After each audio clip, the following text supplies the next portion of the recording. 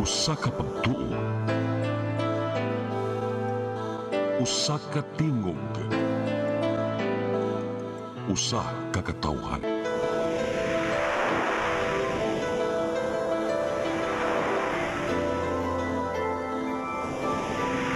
Cebu Catholic Television Network.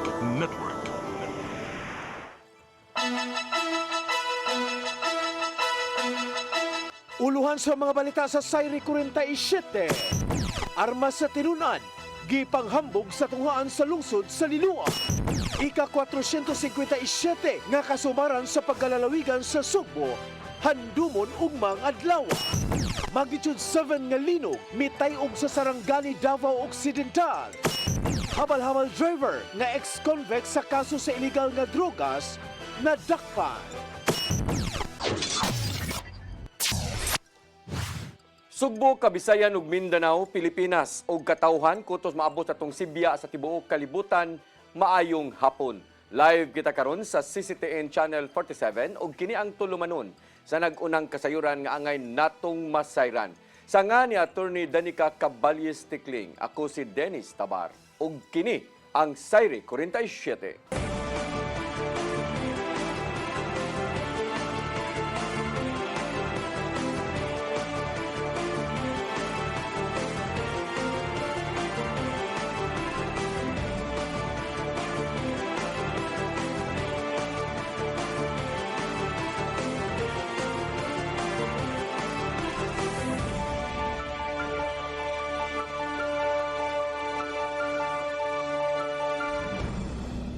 Og karon sa kompletong detalye sa atong mga balita, armas gikan sa tinun-an sa lungsod sa Liloan sa nga iyang gibidyo o gipasa sa group chat gisakmit sa kapulisan.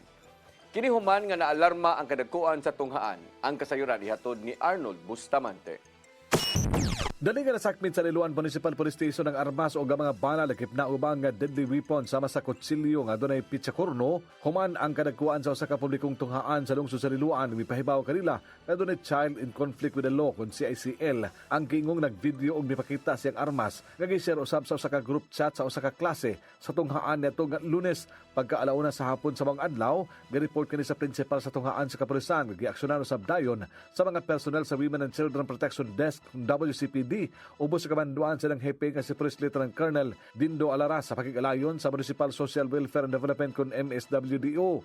Giadto ang balay sa mga bata nga nahimutang sa usa sa mga barangay sa Dakbayn sa Mandawi nga nagpagidaron pa og 15 anyos ug ipaubos sa investigasyon pinasubay sa Republic Act number 9344 kun Juvenile Justice and Welfare Act of 2006. Atol sa interview sa mga CICL, voluntaryo nga miangkuni nga ang armas nga iyang givideo iyan ang gihuman sa iyang kanhisilingan nga usa ka 12 anyos kay alang matod pa kini sa iyang pagdepensa sa kaugalingon.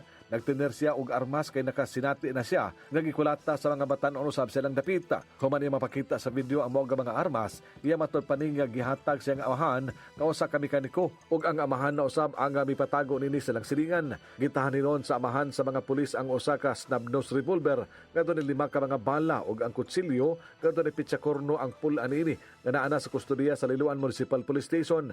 Ang kapulisan sa mga lungsod padayon pa silang investigasyon ug ila pa nga gipasusi sa Firearms and Explosives Office kun FEO kung narehistro ba kini. Gidayeg ni Police Colonel Abubakar Mangilin Jr. ang kapulisan sa lungsod sa Liloan sa dali nga pagsakmit sa mga armas ug mipasabot nga ang pagpatuman sa balaod ug proteksyon sa bata kinahanglan nga mag-uban. Usa sa mga personel sa Liloan Municipal Police Station ang mitugan sa mga tigbalita nandun sila programa nga gipatuman natol sa paglingkod ni Alaras nga ilang hepe. Kini mao ang kanunay nga komunikasyon sa mga prinsipal sa tanang tunghaan silang lungsod din kung dunay problema nga motumaw mutawag dayon silang buhatan aron nga ila kining maaksyonan diha dayon. Usa silang gipatuman nga programa mao ang Index Card for Hope. Din ang matag tinun-an hatagan nila kining index card o ilang isuwat kung 11 problema ang ilang gisagubang. Dagan na sila nasulbad kini sama sa usa ka estudyante nga biktima sa lugo sa sulod sa panimalay, dalambigit sa legal nga drugas nga trabahante sa tunghaan, gwardiya nga dalambigit sa legal nga drugas nga girekomendar nga gipatangtang sa tunghaan. Kini nga programa gihulagway sa kapulisan sa Liloan nga epektibo nga pamaagi. Sanglit daghan na sila na-rescue nga mga bata ug nahatagan og hustisya ang mga krimen nga nahitabo sa sulod ug gawas sa tunghaan. Arnold Bustamante, CCTN News. May sugyot si Board Member Nelo Sino sa Cebu Provincial Government nga mo-augment og mga heavy equipment aron pagkubkob sa Butuanon River. Matod sa bukal, gikan sa Mandawi City Loan District, ang natagamtaman gihapon sa mao nga sapa mao na pagtipon og sa bus og lapok human sa kusog nga bundak sa uwan. Pinagi sa gikinahanglan nga mga heavy equipment, mapaspasan ang disilting sa sapa ug hayan nga dili na mosamot pa ang pagbaha. Gidasig usab ni Bukal Sino ang uban nga mga contractors nga motabang sa pagkubkob sa mao nga sapa kay delikado gihapon ang padayon nga pag-awas kung naay kusog nga pag-uwan. Gipahinumduman usab niya ang publiko nga likayan sa hingpit ang paglabay sa ilang mga basura ngadto sa mga sapa din mag-antos ang mga mabahaang panimay nga musaw niini.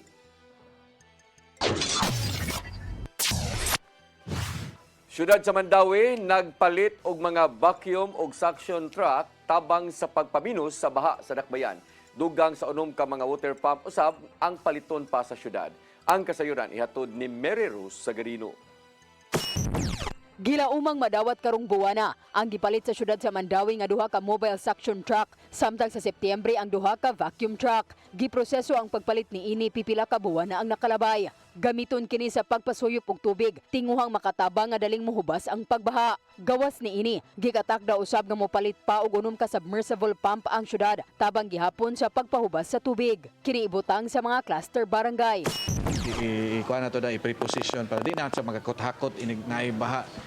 Kwaon pagikan sa CDRMO dadon dito. So mag-purchase ang city mga 6 to 8. Pato di maligon nga mohangyo usab sila sa Department of Public Works and Highways aron makapahigayon og dredging operation. Hilabi na sa sapa sa Tipolo nga nakaapekto sa barangay Gezo ug Mantuyong. Tinguha nga gilayong mapahubas ang tubig kung adunay pagbaha aron dili makahatag og perwisyo sa publiko. We just have to manage. One of those management is kanang paspas and drain. Paspas and drain by using all this equipment. Of course, padayon gyapon ang mga engineering intervention na pag-desilting, dredging sa mga sapa, sa mga drains o kana ongoing ra nga trabaho sa export. Pato di maligon nga nagpadayon ang mga flood control project nga gipatuman sa DPWH sa barangay Banilad ug Tipolo. Aduna usab mga proyekto nga gipatuman ug gipunduhan sa syudad. Mary Rose Sagarino, CCTN News. My statement is, in this bloodbath and bludgeoning, I will be blooded but unbowed.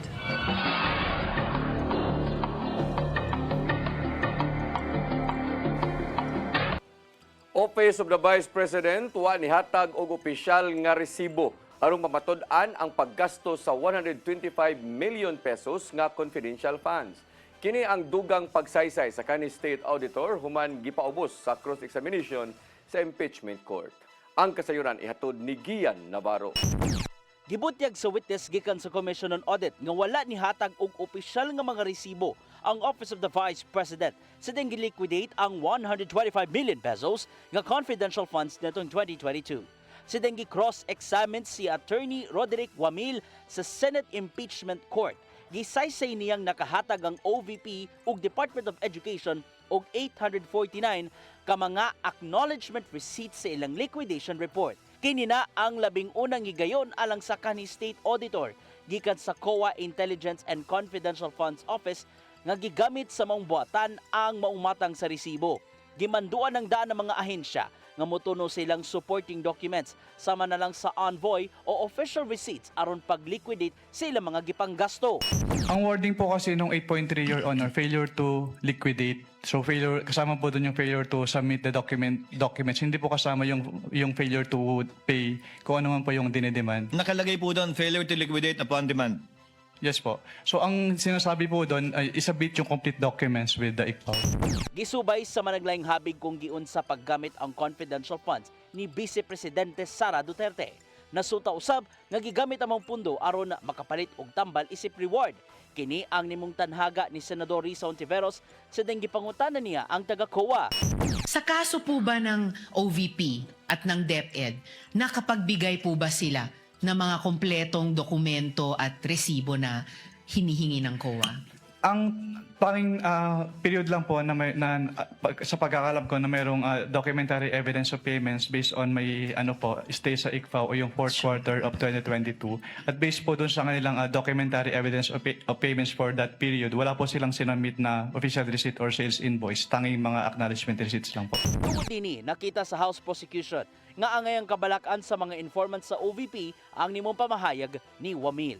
Sa laing bahin, gibasura sa Korte Suprema ang petisyon sa kampo nilang Vice Presidente Duterte nga nagkwestiyon sa gimong impeachment proceedings sa House Committee on Justice. Matod sa giluwatang desisyon nga nahimong moot and academic ang mga isyong giduso, karong naana sa Senado ang bola sa impeachment trial human nga nadawat nila ang articles of impeachment gikan sa Kongreso. Gian Navarro, CCTN News. Mga law enforcement agencies way nadawat nga kasayuran kung nadakpan ba ang gipangita nga si Senador Bato de la Rosa. Samtang giulagway kini sa Malacañang nga binuhatan lang kini sa Picas Campo aron ibalhin ang atensyon gikan sa nagpadayong impeachment trial. Ang kasayuran ihatod ni Mary Rose Sagarino. Gihulagway sa Malacañang nga usa lang ka diversionary tactic gikan sa Picas Campo kung kumpirmado ba ang giingong pagdakop sa pinangitang si Senador Ronald Bato de la Rosa. Matod sa mensaheng gipada ni Palace Press Officer Undersecretary Claire Castro nga puros kuwang ang pagpasabot sa mga gipangpo sa kaalyado ni de la Rosa bahin sa iyang gidangatan. Kini aron lang mabalhin ang atensyon sa publiko subay sa padayong impeachment trial kang Vice Presidente Sara Duterte. Maong giaghat ni Castro ang publiko nga i-identify ang klarong tinubdan sa mga gipangkatap nga impormasyon ingon man ang ilang motibo. Samtang hugtanong gitataw sa mga hingtungdang buhatan sa gobyerno nga wala sila'y nadawat nga bisan unsang kasayuran kung gidakop na ba ang maong senador. Mato ni Justice Secretary Frederick Vida nga wala pa sila'y nakuhang dugang impormasyon mahitungod sa nahimong operasyon sa puganting senador. Wala usab na kadawat og report ang National Bureau of Investigation bahin sa gidangatan ni De La Rosa nga gipangita na sa International Criminal Court. Gumikan kini sa paglambigit sa dugoang kampanya batok sa ginadiling drogas ubos sa liderato ni kanhi Presidente Rodrigo Duterte. Walay kumpirmasyon ang Department of Interior and Local Government bahin sa nahitabo ni Senador Bato. Mato ni Secretary Junvic Remulla nga katapusang natultulan si De La Rosa sa Mindanao. Mary Rose Sagarino, CCTN News. Way klase og trabaho ugma sa probinsya sa Sugbo. Lakip ang dakbayan sa Sugbo, Mandawi, Lapu-Lapu. Subay sa pag-obserbar sa ika-457 nga kasumaran sa pagkalalawigan sa Sugbo. Department of Labor and Employment kunduli mipasidaan sa mga employers nga pagpatuman sa holiday pay. Ang kasayuran ihatod ni RV Veloso.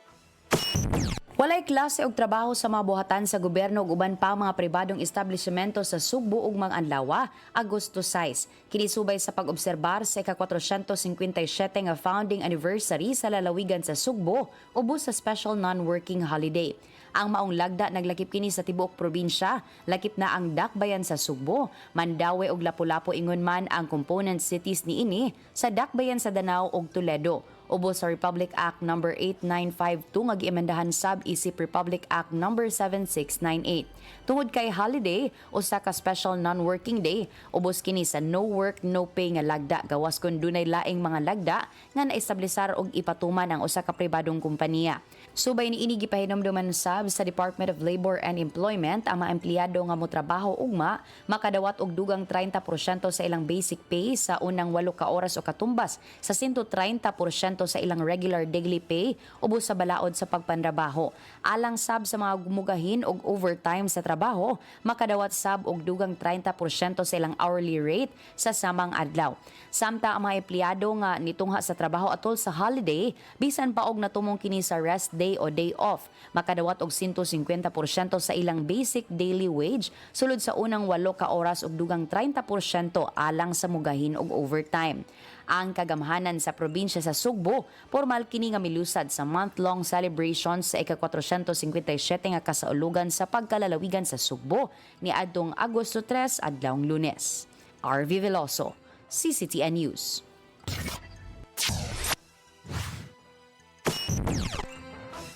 Mosunod, magnitude 7 nga linog mitay og sa Sarangani, Davao Occidental. Kana og daghan pa mga balita sa pagbalik sa Saire 47.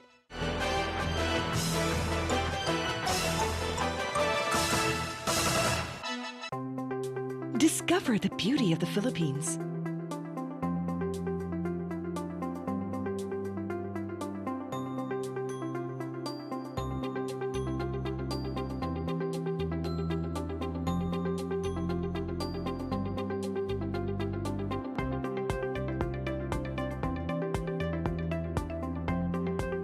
With Philippine Airlines, the country's flag carrier.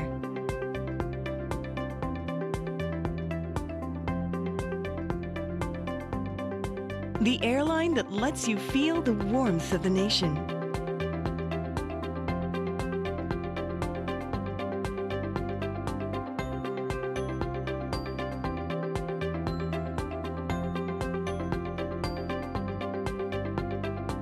Mabuhay!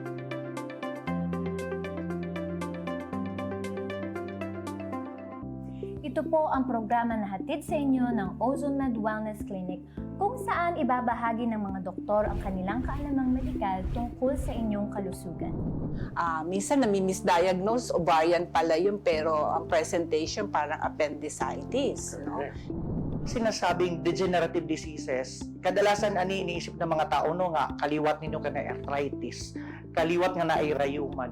Pero unsa ba gyud ka vague, unsa ba kalawak ang ibig sabihin nitong degenerative diseases daw? Yeah. So yung buong katawan, as we age, as we use it lagi, talagang dahan-dahan masisira yung mga cells, mga tissues, yung organs natin, dahan-dahan masisira yun siya. In our age today, it is very important that we have to really value yung aging process na to. Toxic na lang yung pinag-uusapan natin, but gaano ka-importante this time? Yung mga tao dapat sila educated about these changes ng global health. It is not the infectious disease that predominate. It is the non-communicable disease or chronic diseases. Sa New Start, we believe na ang pinakamalakas na patunay ng healing ay ang mga boses ng taong nakakaranas nito mismo. Tinignan ng OB, sabi niya, cervical cancer daw.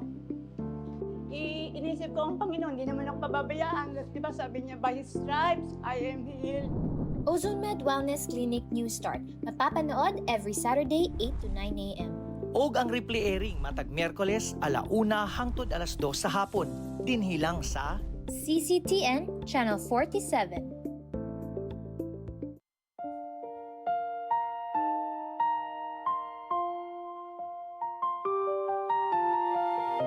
Gugma mo, paglaom ko.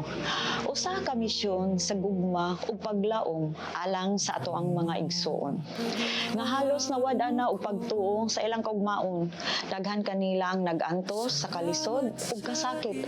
Apan pinaagi sa gugma sa Ginoo, atong gipakita nga adunay mga tawo nga andam mutabang sa mupadayon ug paghatag ug paglaom. Ang tinuod nga gugma walay pili, bata man, tigulang, pobre man o adunahan. Bisan pa sa mga mananap nga nagkinahanglan o kaluoy o pag-atiman. Kutob sa atong mahimo, magtinabangay kita sa paghatag o kahayag sa ilahang kinabuhi. Busa, mga igsoon, hinahot nga ablihan nato ang atong kasing-kasing sa pagtabang sa uban. Ang inyong gamay nga tabang mahimo ng dako nga paglaom alang sa nanginhanglan. Kamo mahimong instrumento sa gugma o panalangin sa Ginoo. Kini ang programa nga Gugma Mo Paglaom Ko. Daghang salamat ang inyong alagad si Miss J.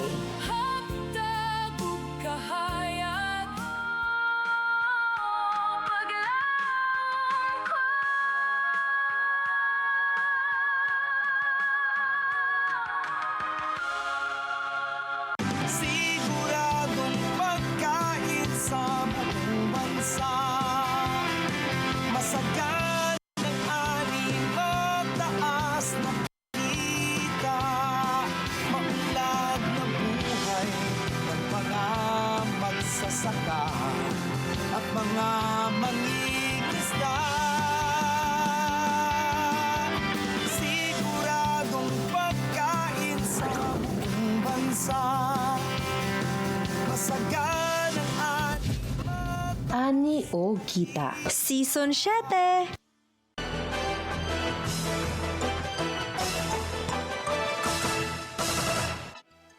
Balik sa ato mga balita, nabatyagan ang magnitude nga 7.0 nga linog nini nga adlaw udto sa Sarangani, Davao Occidental.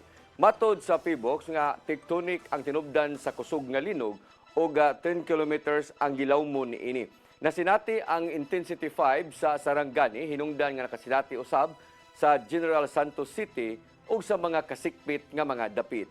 Sa Mindanao ang kusog nga pagtayog sa yuta. Waray natala nga hulga sa tsunami ug padayong gibantayan sa PBOX ang mga aftershocks sa dapit.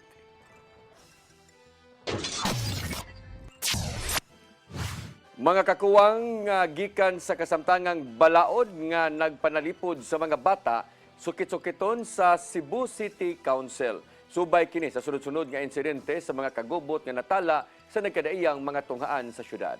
Ang kasayuran ihatod ni Gian Navarro.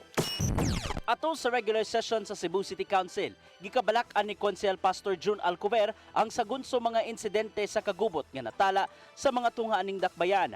Lakip nini ang sinukmagay sa duha ka mga estudyante sa Talamban National High School diin gikalingawan kini sa nagvideo og nahimong sumsuman sa internet. Wala usab gikalipay sa konseho ang serye sa mga security threat ngadto sa mga tunghaan. Apil na ang labing uwahing natalang hulga niadtong Martes sa University of Cebu sa Barangay Banilad. Matud sa privileged speech ni Alcover nga adunay mga kakuwang, ang pagpatuman sa kasamtangang mga balaod may tungod sa pagpanalipod sa mga bata.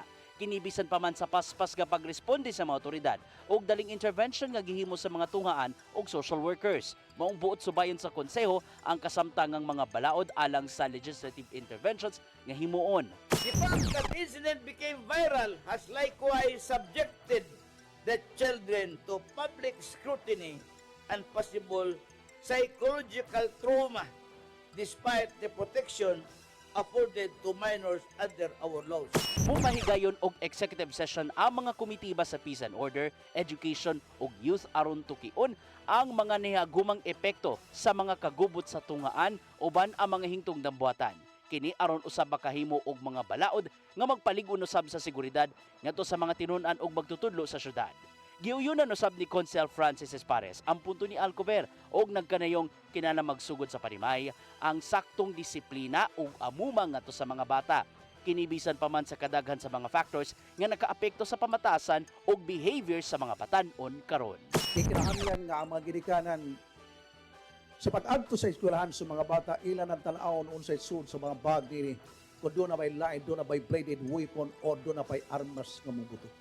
Another, mausab ang paghangi sa mga ginikanan, especially usab sa mga magtutudlo o ingon man sa principal to monitor the bullying. Ian Navarro, CCTN News. Nagsugod na sa pag-issue og citation tickets ang Cebu City Transportation Office ngadto sa mga badlungong driver o pasahero sa Banilad, Talamban area. Subay kini sa striktong pagpatuman sa mga balaod nga trapiko sa Governor Cuenco Avenue isip discipline zone. Lakip sa mga gipang-isyuhan og ticket ang mga napakyas sa paggamit og sakto nga helmet og mga jeepney driver nga nagpasakay og pasahero gawa sa Libay area. Dili muminos usa ka libo ka pesos ang multang ipahamtang ngadto sa mga magmalapason sa Balagda diha sa karsada. Mipahinumdom usab si CCTO Head Raquel Arce ngadto sa mga violators nga isitol ang ilang nga kalapasan sa ilang buhatan sud sa tulo ka adlaw aron dili maisyuhan og sumon gikan sa korte. Mga nagkadaiyang kalihukan ipahigayon sa ika-57 nga charter anniversary sa syudad sa Mandawi. Lakip na ang bag-ong mga kalihukan. Ang kasayuran ihatod ni Mary Ruz Sagarino.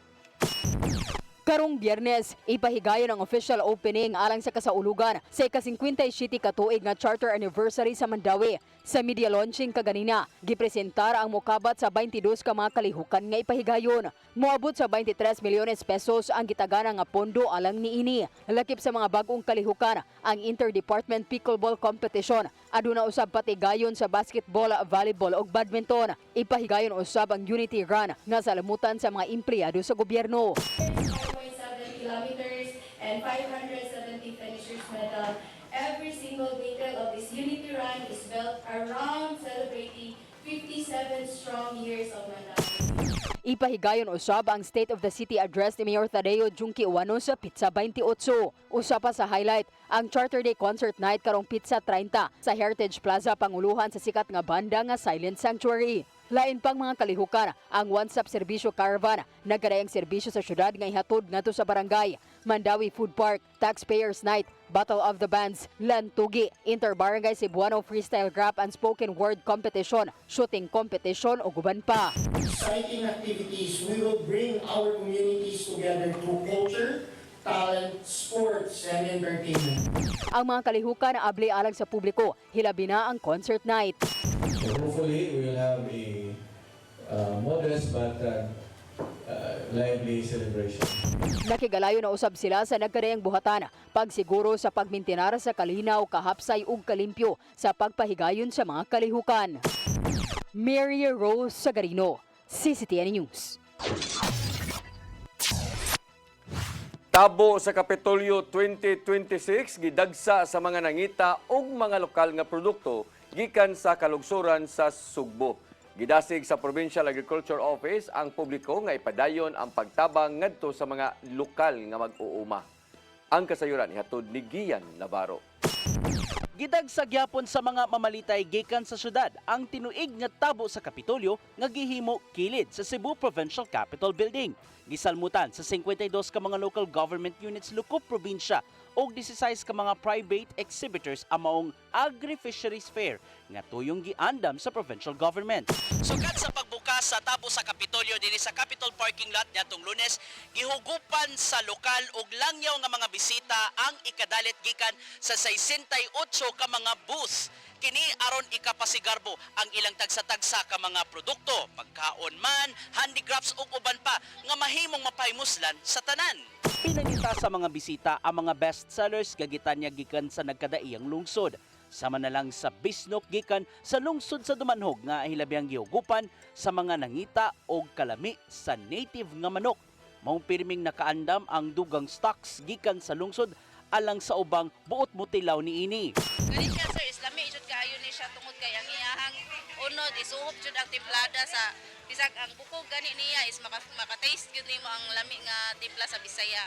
Laing pinangitang pagkaon mao ang linara nga bakasi gikan sa lungsod sa Cordova. Sedang gibisita sa news team ang booth sa Cordova na abtang nahurot na di ay ang baligyang linarang sa wala pa ang ting paniudto. Matod sa usa sa mga tig-serve nila, nga daghan kayo ang nangita nini sukad sa pagbukas sa tabo. Oo, daghan. So, sa day 1, ang uban wala pa kahibaw nga na diri ang makasi. So, instead nga mo ato sila gwagsong ari na sa Kapitol kay Dool. O mao na pag day 2 ug day 3, alas 10 pa lang daan, hurot na. Gawas sa mga pambatong local products, mapalit sa nagkadayang booth ang presko mga prutas, utanon ug ubang agriculture and fishery products sa kalungsuran. Nakahigayon usab sa pagpamaligya ang mga local farmers. Sama na lang ning duha ka grupo sa mga mag-uuma gikan sa lungsod sa Dalaget. Diin, itanyag nila ang baratong baligya sa utanon. Daghan po itong higayon nga bon nga asosasyon ng kauban nga magapaninda po sila ugma. Lain po sila ugma. Magdala gyapon presko gyapon nilang dalon ugma. Gidasig ni Provincial Agriculture Office Head Dr. Roldan Sarahena ang tanan nga ipadayon ang pagsuporta sa mga lokal nilang mag-uuma sa kalungsuran pinagi sa tabo sa Kapitolyo. Kiniagi og tabang nga makapadayon sa ilang panginabuhian sa nagkadaiyang dapit. Ang ato lang nga mahalinan pud sila nga sila direkta mismo nga makabaligya silang produkto kay kanang ilang halin para sa ilang pamilya, ibalit o balik og mga inputs, binihi, abono, o ubang panggamit sa pagpanguma para makapanganom na pud og balik. Padayon ang tabo sa Kapitolyo hangtod karong Domingo, Agosto 9. Diin, bukas ang mga booth hangtod gabi. Gian Navarro, CCTN News.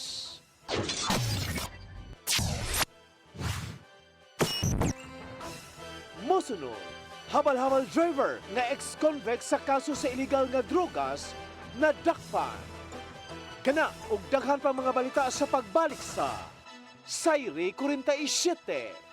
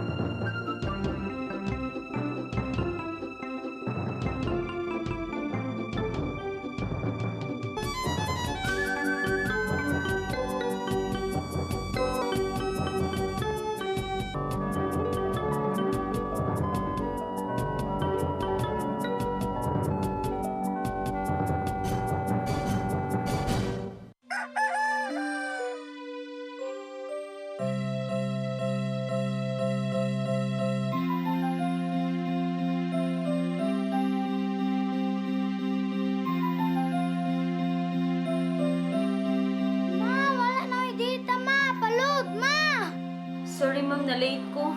Nangita pa mong gusto para internet sa kong anak, ma'am. Ay, wala na yung problema. Pag sinisibo. Sinisibo, sinisibo. For your internet connection. And for the signal of your cable TV. So fast and straight. The transmission to your home. Sinisibo. Sinisibo, Sinisibo. Offers you to have fiber optics. For your viewing experience, perfect and clear so fast. So great and affordable for you to enjoy. Sinisibo. Cinecibu Television Network Incorporated offers fiber to the home broadband internet bundled with fiber to the home cable TV connection. Cinecibu Television Network Incorporated with its operation in Metro Cebu and the whole province of Cebu soon. And affordable for you to enjoy. Sinisibo. Ang kinabuhi puno sa hagit. Sugpil na ka, Dri, ha? Ay, pag-inarte! Magdita ka! Puno sa pangutana. Bata pa gani ka kayo? Nagpuyap-uyap na ka? Kinsa man ang uhaman sa kitin nato din ay karon ha, kinsa! Kung si buti mo'y pasabot, daddy. Puno sa luha. Magpili pa. Ako nga imong anak o kanay imong mga babae. Kasuko. Yung ano pa? Ano mo itang ka ni Papa? Apan bisan mangit-ngit pa ang imong kalibutan, aduna pa'y nagpahiping kahayag. Aduna ka pa'y kasumbungan. Mga laman, hanap na. Dear Tatay, Tunog na unlod na. Nganong handungan. While lain-lain paagi aron masabtan nato ang Biblia. Kinanglan nga doon natay relasyon kang Hesus. Hangtod sa layan natong panaguban, daghang salamat. Shalom. Tunog na unlod na.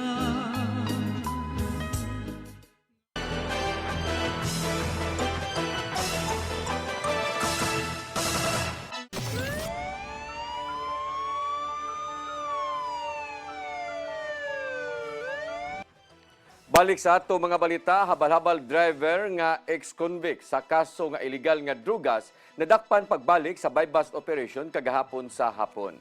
Usa ka kilo nga shabu nga mukatidad og 6.8 milyones ka pesos na sakmit. Ang kasayuran ihatod ni Arnold Bustamante. Wala makaugpo ang usa ka habal-habal driver human mapusasan at sa buy-bust operation sa mga personnel sa Philippine Drug Enforcement Agency 7 uban sa Guadalupe Police Station sa Cebu City Police Office alas 2:25 kagahapon sa hapon sa sitio Upper Kamanggahan, Barangay Guadalupe sa Sud sa Sugbo. Ang suspitsado giila ni PDEA 7 Director Joel Plaza nga si alias Ryan, 25 anyos, taga Guadalupe sa Sud sa Sugbo. Nasakmit gikan kaniya ang 40 ka dagkong puto sa gituang shabu nga motimbang sa usa ka kilo nga dunay estimated average market value nga 6.8 million pesos. Lagip sa nakuha sa mga ahente sa PDEA 7 ang buy-bust money, cellphone ug uban pang ebidensya nga giduso na sa PDEA 7 Regional Office Laboratory sa Barangay Lahog sa Sud sa Sugbo. Mato ni Lia Alcantara, information officer sa PDEA 7 nga unom ka semana nila nga gipaubos sa case build-up ang suspect human madawat nila ang impormasyon gikan silang confidential informant. Giingog nga makabalig si Ryan og usa ka kilo nga shabu matag semana gikan siyang supplier nga nakuha na ang kasayuran sa PDEA 7 og base sa impormasyon nga nadakpanan nitong 2023 ang suspect sa kaso gihapon sa illegal nga drugas. Ang suspitsado na nakaroon sa kustodiya sa PDEA 7 sa sudlon sa Barangay Lahog sa Sud sa Sugbo ug giandam na ang kaso nga ipasaka bato kaniya sa kadapasan sa Section 5 ug 11 Article 2 Republic Act 9165. Arnold Bustamante, CCTV News.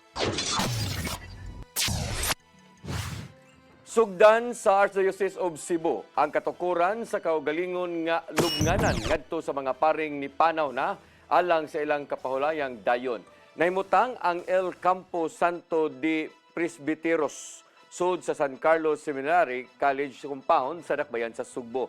Nangunay si Archbishop Alberto Oy sa groundbreaking ceremony alang sa pagsugod na sa katukuran sa mao nga samang. Matod ni Oy nga doon nay maayong padulngan alang sa mga paring ni panaw human sa gipakitang katakos sa pagpangalagad ngadto sa katawhan ug sa Ginoong Hesukristo. Gikan lipay hinoon sa Arsobispo ang paghatag og katumanan sa damgo gikan sa ubang mga pari.